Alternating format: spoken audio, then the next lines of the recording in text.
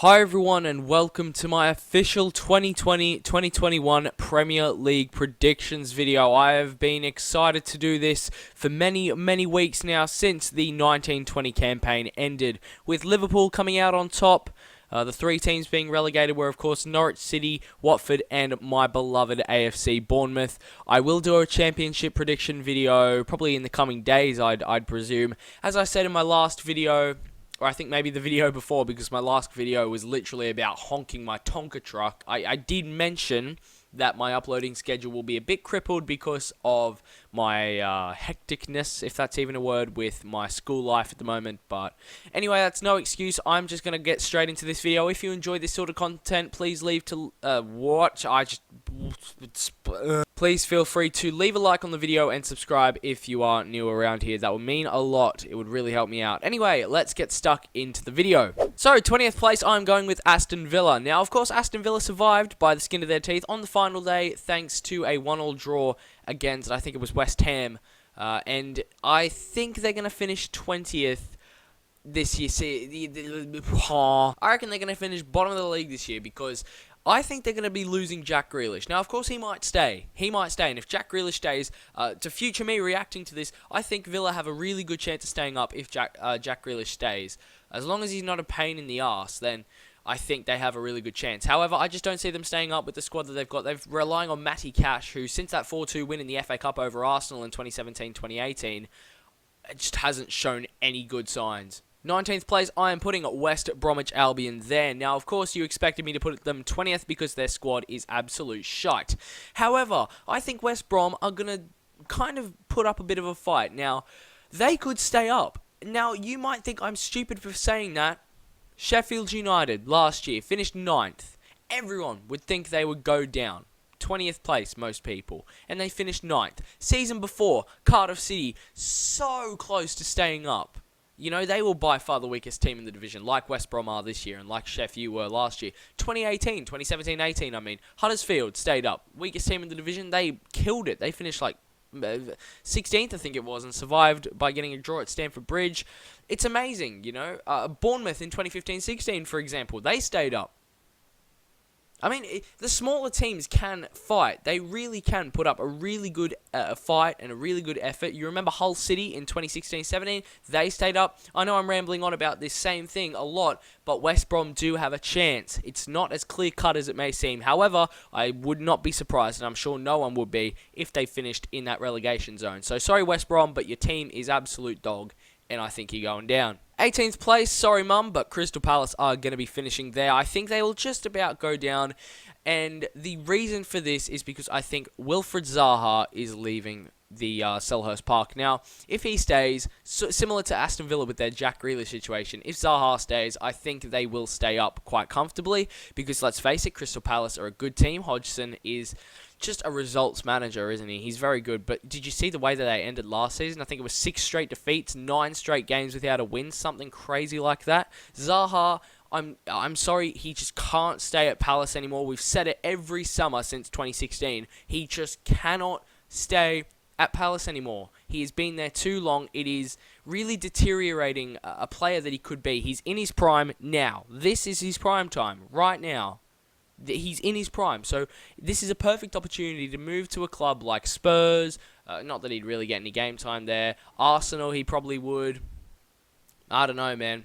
I don't know. Someone like Everton, I think, would actually be good. Even though he's competing with Bernard and Walcott and Iwobi and Richarlison, he'd still smash all of them for a first-team place. And since Anderson is probably leaving the London Stadium, I'd say he'd get some game time at West Ham as well. But regardless, if Palace don't do well this season, then it's probably because Zaha has left. But if he stays, I think they will stay up. Leeds United just got promoted to the Premier League, and I'm putting them in 17th. Now, you're probably wondering, Rob, they have a great squad. Why are you putting them so close to the relegation zone? Well, I think they're going to be in a dog battle this year. I think they have a very, very good squad, but I think that's kind of going to get to their head a little more than it would if they had a pretty crap squad, you know. Everyone was underestimating Sheffield United last year because they were crap. And I don't think Sheffield United really trusted themselves. So like, oh yeah, we'll just give it our all.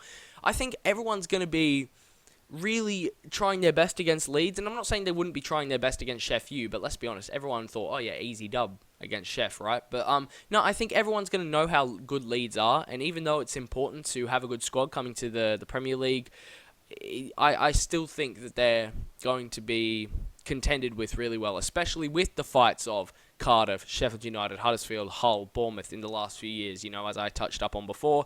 I know they just signed Rodrigo and Kirk or whatever his name is, I don't know, but I think they will be very close to the relegation zone. Now, in 16th place, I have put Fulham. Yes, I have put Fulham. They just won the playoff final it was probably over a month and a half ago now, but anyway, they won the playoff final. They were very, very good in that game. Joe Bryan can have every Fulham fan's babies, I'm not going to lie. He was their hero in the playoff final when they beat Brentford 2-1. I think they will stay up. I think they're going to finish 16th. Now, they could easily go into a relegation battle and go back down to the Championship. We saw that a couple of seasons ago. However, I just have a gut feeling that they're going to have a good season. 15th place, I'm going with Sheffield United because their squad is still not that great. I know they brought in Sander Berge, but I don't think anyone is really going to help them out too much. I think Wilder's still a great manager. They're going to survive. However, I think they'll suffer from second season syndrome. They might be going down. However, if Sheffield United can maintain the core energy and the core passion that they showed last year, they will kill it this year, no doubt. So it's a gamble with Sheff U, it really is. And it's also a gamble with this next team, Brighton. They have safely been in that, bottom half of the table, but like middle of that bottom half, if you get what I'm saying, like 14th to 17th for the last couple of seasons. They finished 15th in 2018, 17th in 2019, and then last season I think they finished 16th, if I'm not wrong. No, 15th. So I think they're going to finish 14th. I think they're just going to do one better, and I don't think they're going to make too much progression, but I think they have a really good squad. They play some nice football. Graham Potters, Jesus Christ. He is a fantastic manager, and I think the way that he likes to retain the ball is really good, and after a season of trying to play that style, I think Brighton are going to be really good with it this season. Not overwhelmingly good against the top 6, but I still think they're going to do well. I'm predicting Burnley to finish 13th this season. Now, Turf Moor has seen some incredible Premier League moments since their return after their 2016 promotion. They, of course, finished, mid-table, 2017, whatever. And then 2018, 7th place, nearly got to the Europa League. And then 2018 came round. I just said that, bro. What the hell? 2019 came around. A bit of a tough old run for them. But you know what?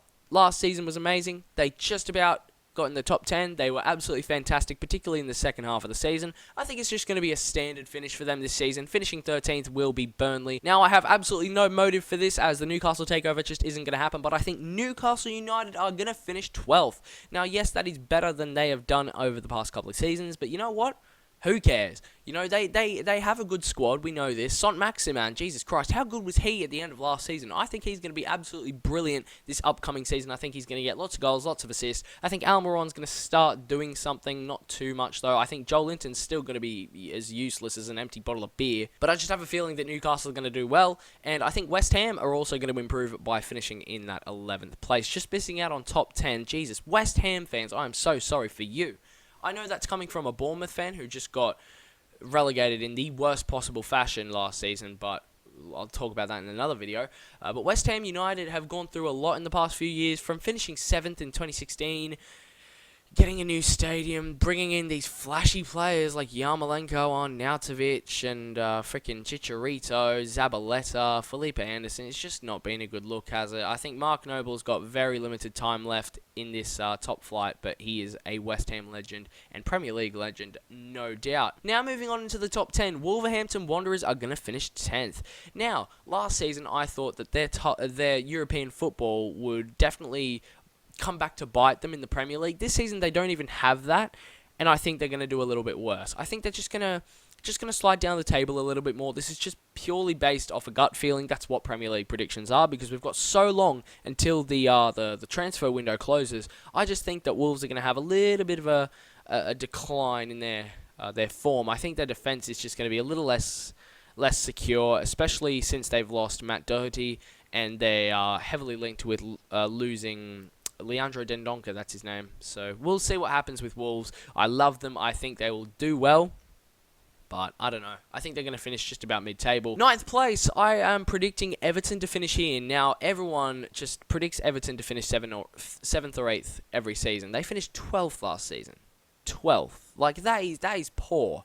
Ancelotti's come in. They're going to be doing some business. They're on the brink of signing I'm not going to say his first name, Decore from Watford, Alan Marquez from Napoli, two insanely good signings.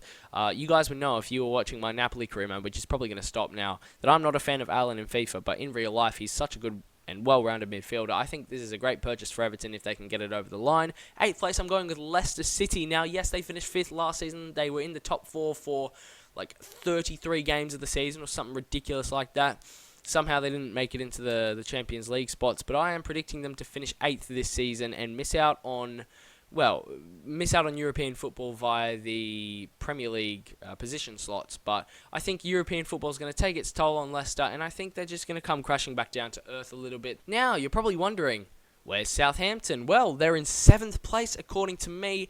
I have absolutely nothing to base this prediction off. However, if they can continue their form that they had towards the back end of last season, keep Ings fit, get Che Adams to keep blossoming into a good player. Yes, they've just lost Højbjerg, but I think he's one of the most overrated players I've ever seen in my life. If they can get the best out of Yannick Vestergaard, they can really push for Europe. They literally can. And I'm a Bournemouth fan, and I'm saying that. Like, Southampton have done so well over the past couple of months. Fair play to them. Round of applause to Southampton. Absolutely brilliant. Finishing 6th back-to-back seasons, I'm going with Tottenham Hotspur. Now, I think they're just going to crumple a bit. Surely they've got to lose Harry Kane or Heung-min Son or Hugo Lloris, Toby Alderweireld, Davinson Sanchez. They've got so many good players. Surely they're going to lose some of their superstars soon. Surely Dele Alli's going out as well.